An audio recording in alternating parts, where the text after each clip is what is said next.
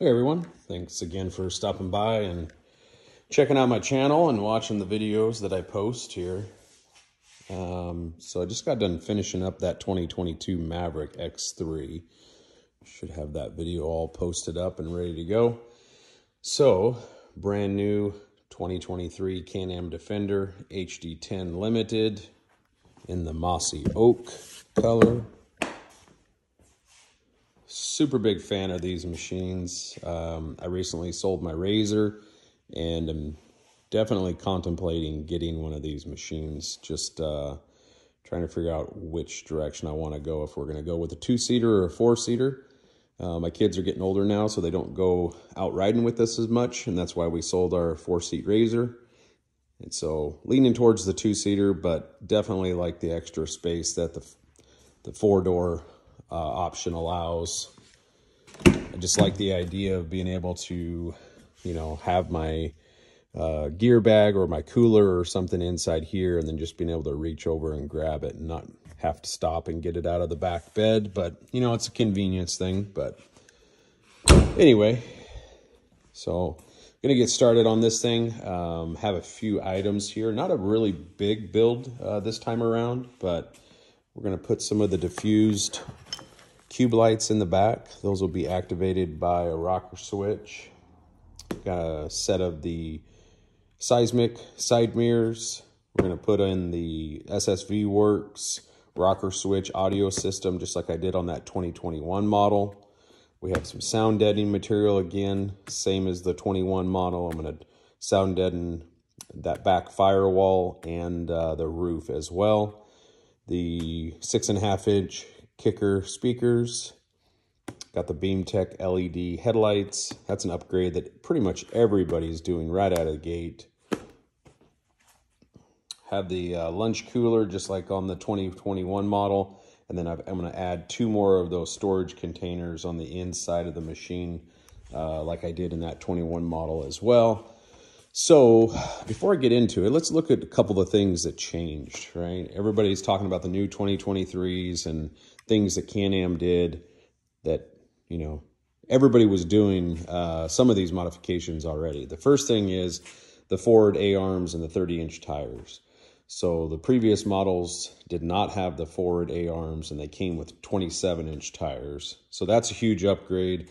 Recommend, if you have an earlier model, definitely get the forward A-arms and run either 30 or 32-inch tires.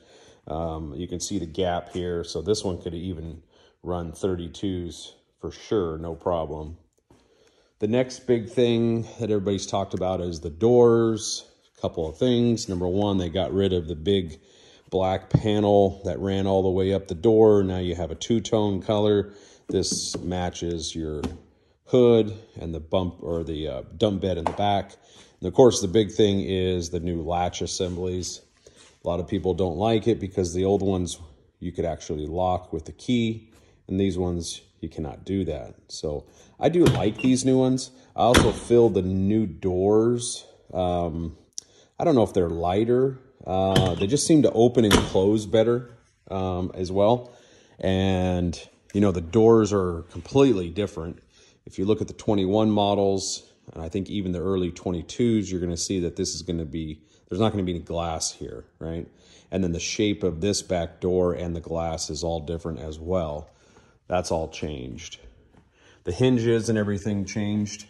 If you check out my 2021 video, you'll see where I added a stop on the door, a piece of a flat stock here that I welded onto the door hinge so the door would actually open up a little bit more. You can see now what they've done here is they've kind of integrated a stop into that door. So as this piece comes around and then it hits this piece, that's the door stop. I'm gonna hold that there and see if we can activate the door there so you can see how that closes.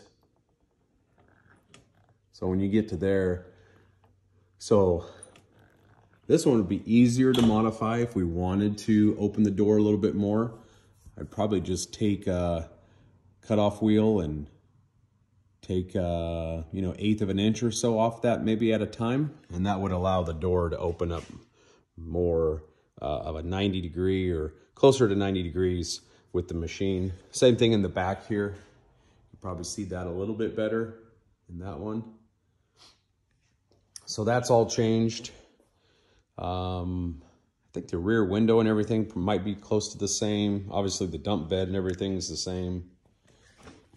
Inside, you can see they redid the doors again on the inside. Instead of the windows having to pop out, now they actually are manually operated in the rear. All the stuff on the inside here pretty much stayed the same. The seats, how they fold down and up and away is all the same. Kick plate still here for the back one. You can add the storage nets. And in that 21 model, you can watch that video where I lined this with some heavy duty felt just to protect your phone or anything that goes into there. Liner is still the same. Again, they still have the bolts and everything for another one of the LED lights, and they just, again, choose not to put it in there. And if you want to, it's a $100 ad just for the parts. Front door changed also, as everybody knows.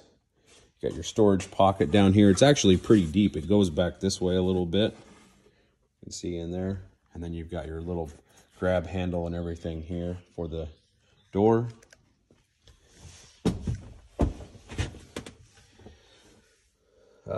Yeah, everything here pretty much stayed the same. We got the headlight switch and your winch switch. This still has the USB ports on the inside here.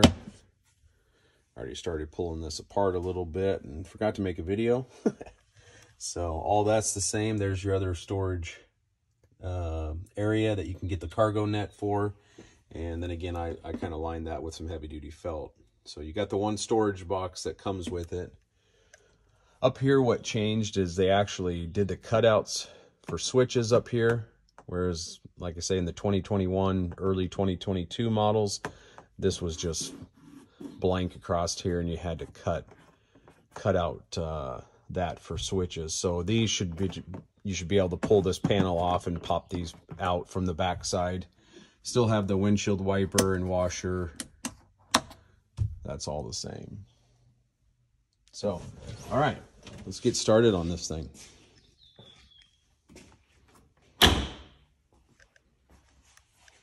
Okay, went over the parts. Yeah, let's get rocking.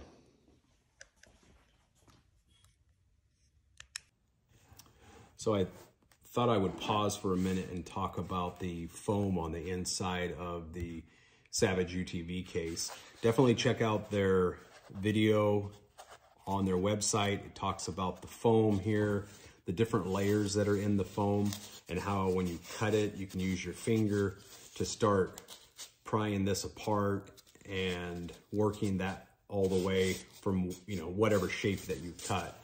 That definitely gives you some good ideas. So you can think about that ahead of time as you're starting to work with this this foam here for whatever tool you're trying to put in here.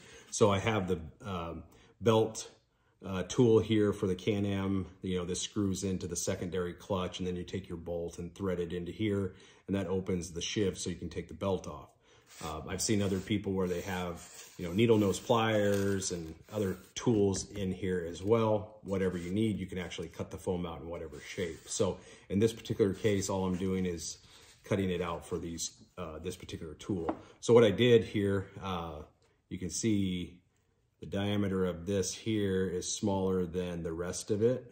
So I started with a grommet here. Oops. That's similar in size to that.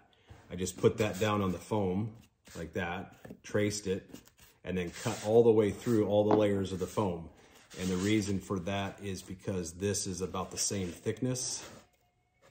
I don't know if that's gonna show up, but it's about the same thickness besides this piece, right, as the foam. So I want this to set all the way down in the foam as much as possible. Well, it's gonna have to go all the way down like that.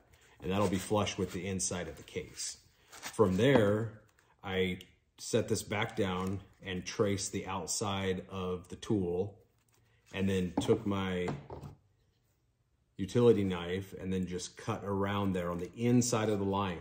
And it's important to cut on the inside of the line, so that way the foam is tight around the tool and it doesn't, you know, flop around or come out. That's what happened on the bolts on the other machine, that 2021, when I put it in here. I was trying to do it differently than I have shown right here, and the bolt actually ends up coming out and just kind of rattling around in the case, and you know, that's not good. So cut on the inside of the line. I removed probably about 4 layers of foam in here using the technique that they talk about. And then, you know, when you push this in there, it doesn't come out. Okay, moving on to the bolt. So the bolt I did a little differently. What I did here is I took the bolt and I set it on top of the foam just like this. And then I took my utility knife, and rather than going vertically down and tracing it out, I actually turned it about a 45 or so, maybe actually like 60 degrees, and traced it that way with the hope that the foam would then squeeze the bolt better. Again, I tried to use the technique that they talk about on Savage UTV about removing those layers. That works when the amount of material you're trying to pull out is, you know, wider than your finger. In cases where it's not, I just grabbed a little wrench here and put it down in here and actually use that to act as my finger and pull the pieces out of here, especially in like this right here. This was actually kind of nice. I just went like that and the piece popped right out. So now the bolt fits down in there snug. Okay, you can see it's not going to come out like the last one did. So hopefully that helps anybody that's looking to try to figure out how to take this on. It's kind of a daunting task because once you cut the foam, you know, it's cut. There's no putting it back. So hopefully that helps you guys. All right, so this is the Savage UTV spare belt holder and tool holder. You see I've got that piece of foam and the tool and everything in there. Again, everything's pretty tight. It's not going to come out and rattle around in there. So I mounted this right underneath the driver's seat. If you're going to do this, just, you know, make sure that you give yourself enough room here for the latches. You can see there's the spare belt. So I didn't talk about it in that last little segment, but I put the clutch tool here with the piece that's raised because I put it on this end so that way it fits down into here inside the belt loop here. So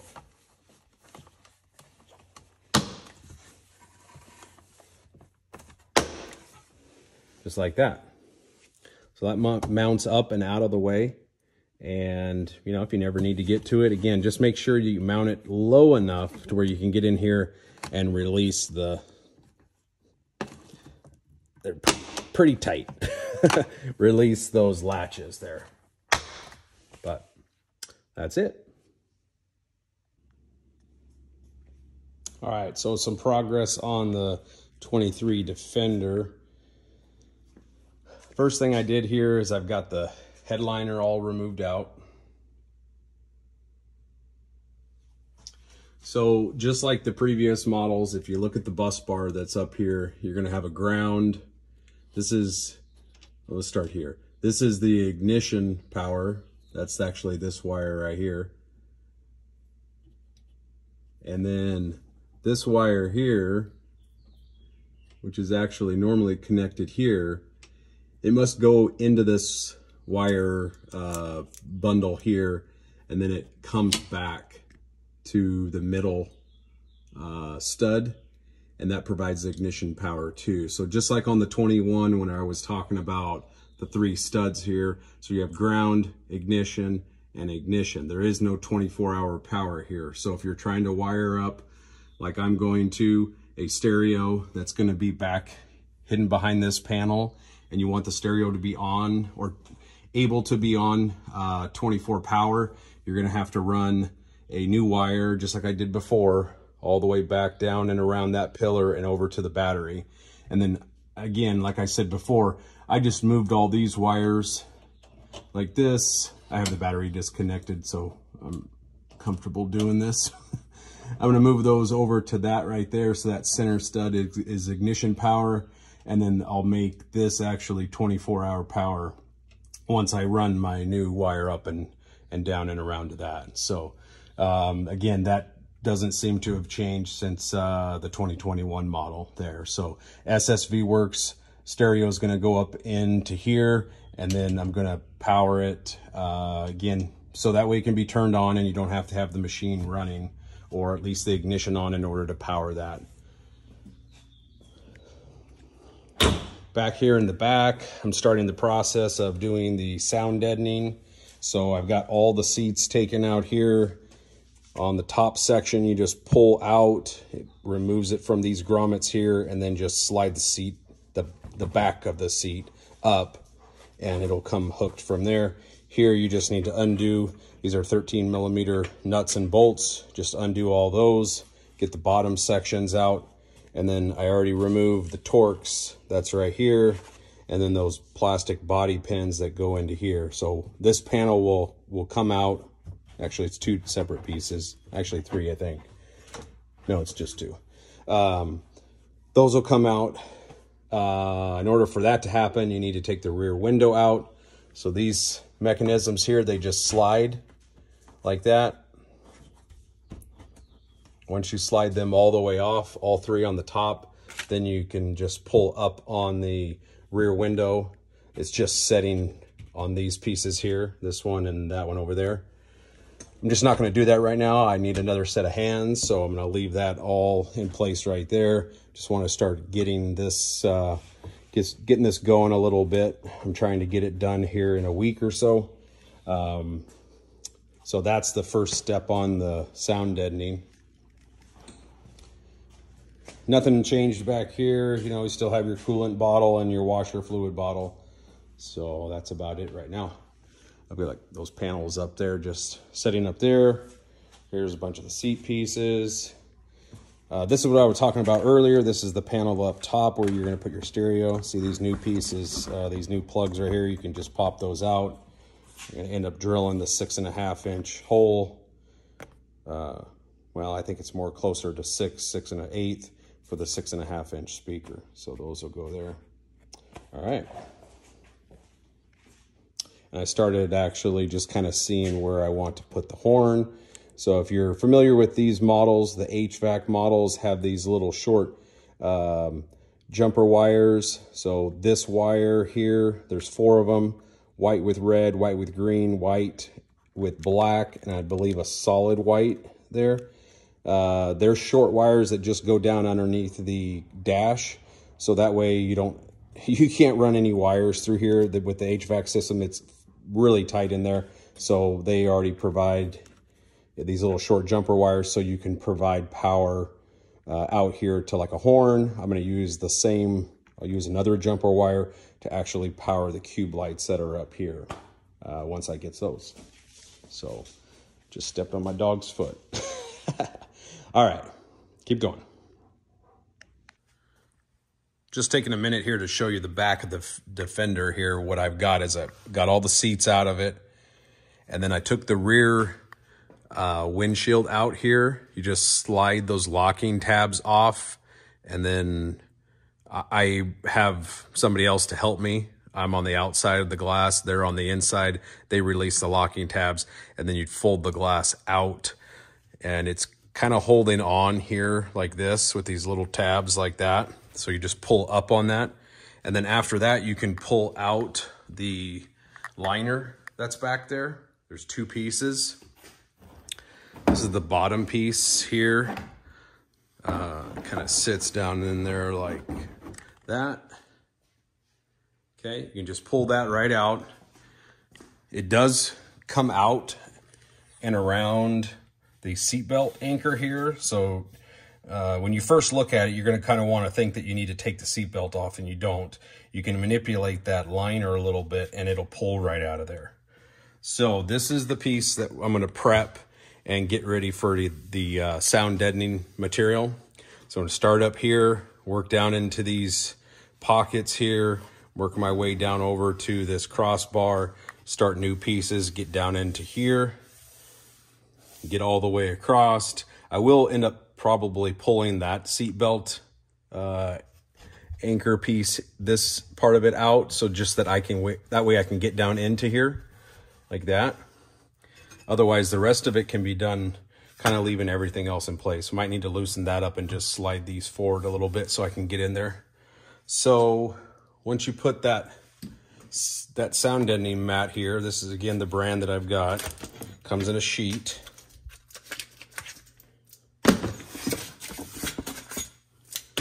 So it's going to go something like that, right? And then you're going to take a roller. Once you have it stuck to the panel here, you're going to take a roller and get all these little bubbles out of it as best you can there. That's the idea.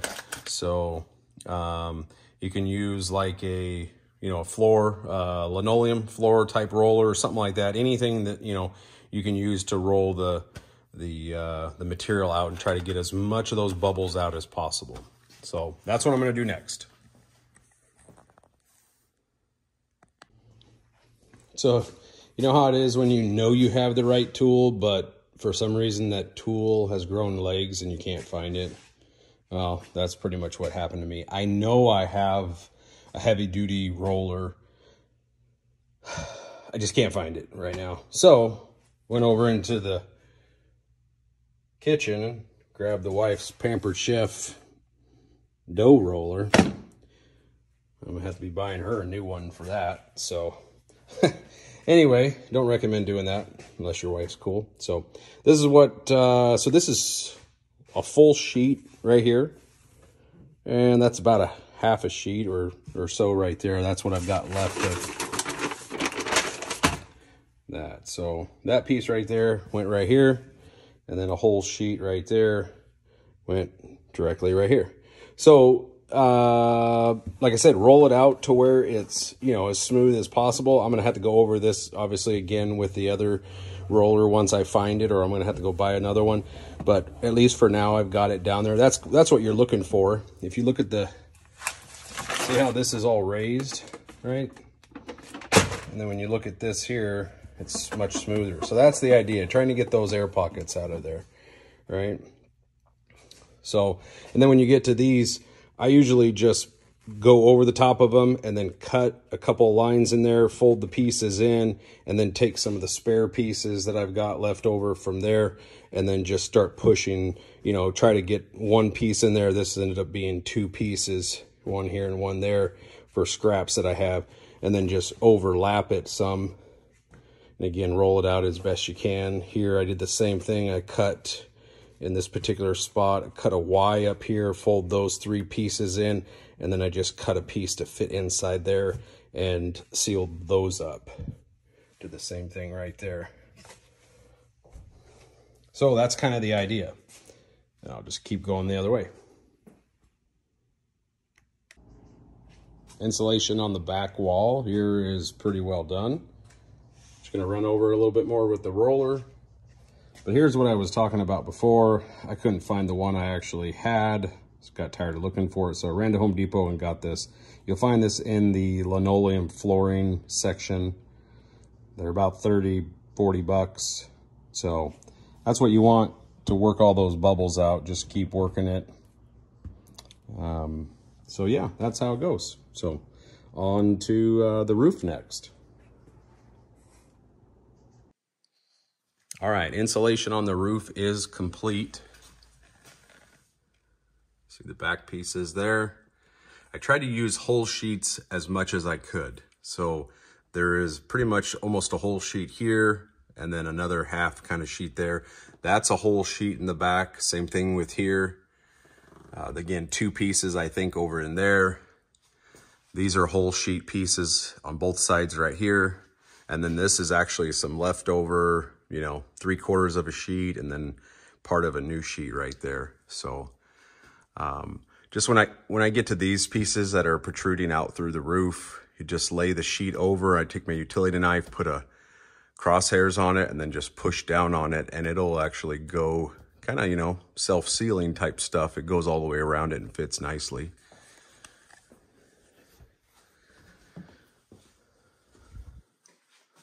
Again, show you what the back here kind of looks like.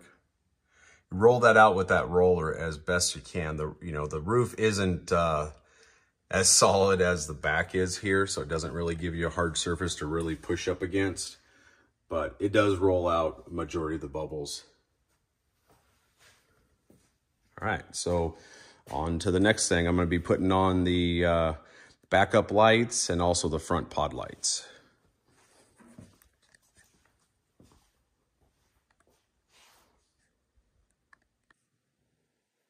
Okay, so I just got done finishing up the 2023 CanAm Defender Max Limited. Gonna take it outside and get it cleaned up for the customer to come and get it. So I thought I'd do a little walk around here, show you what I installed. So up front here, I have a set of the rigid midnight cube lights, and that is in the spot pattern. I installed the BeamTech LED bulbs in both the low and high beam housings. I've got the seismic side mirrors. On these, there's 2 bolts here usually. And so what I did is I took out the top bolt, I oversized the hole to accommodate the new bolt that comes with the seismic mirrors, and just bolted that right up. Pretty quick and easy to do. In the back here, we've got another set of cube lights. These are the diffused ones, just like I used in the previous build for that X3. Those are a set of brackets for cube lights that came from Rough Country. So those back lights or rear lights are powered by the switch here. This has 24-hour power, so at any time you can come over and throw the switch on and give you some light in that bed area or around the machine if you need to be working on anything. Otherwise, everything else is on ignition power. Again, these switches are from Over the River and Through the Woods. Again, color matched orange and the dimples and everything, just like the OEM switches. Down here we got the Savage UTV spare belt holder, and that also has that secondary clutch tool in it. Got the horn switch, and up top I've got the SSV Works 200 watt amplifier rocker stereo system that is powering 2 6.5 inch kicker speakers. Just went with 2 speakers on this particular build. I did all the sound deadening that I showed you earlier in the roof. Got all these panels and everything put back together. Over on the passenger side here, in the glove box area here, just like on that 21, I lined this with some heavy duty felt. Then I also here installed a voltmeter and a USB plug. So when you open that up, you've got 2 USBs. And then the voltmeter will read out across the screen when you turn the ignition on. Nothing else there in the front. In the rear here, I installed a couple more of the storage boxes from CanAm, as well as the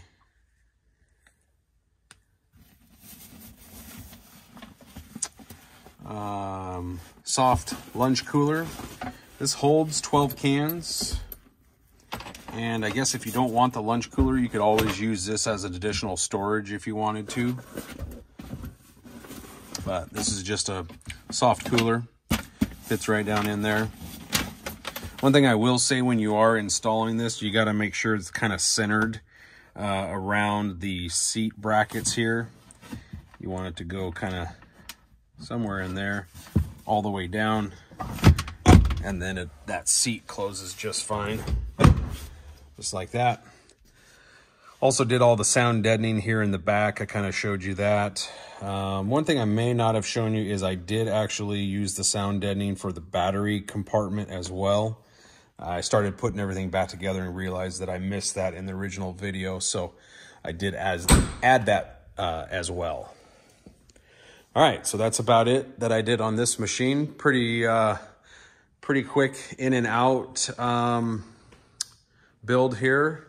Not as extensive as the last one. So I hope you guys like it. Again, as always, I hope you like the content I bring to the videos, and appreciate it if you would hit the like button and subscribe for some future notifications for videos. And as always, if you have a question about something that I installed or how I did it, put a comment down there and I try to get back to you within a day or two as time allows. Again, thank you for watching. Have a good one.